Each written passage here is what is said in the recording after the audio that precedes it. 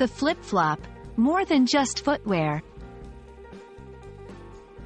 Hello dear learners.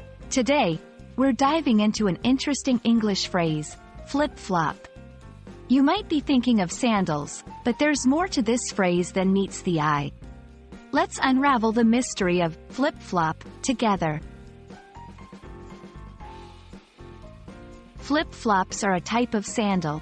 They're usually made of rubber and consist of a flat sole held loosely on the foot by a Y-shaped strap that passes between the first and second toes and around both sides of the foot. They're popular in summertime and are often used for casual wear, especially at the beach or pool.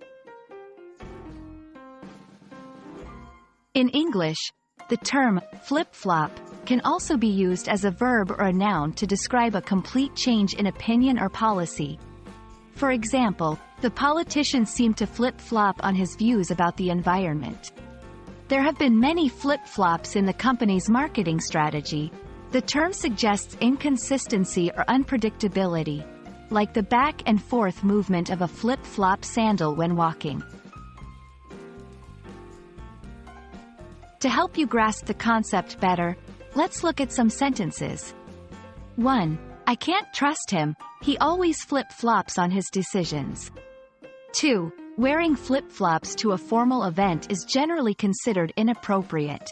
3. The team's flip-flop on its game plan confused the players. So there you have it, the dual meanings of flip-flop in the English language. Whether you're talking about your favorite summer sandals or someone's change of heart, now you know how to use this phrase correctly. We hope this video has cleared up any confusion and will help you sound even more fluent in your English conversations. Until next time, happy learning!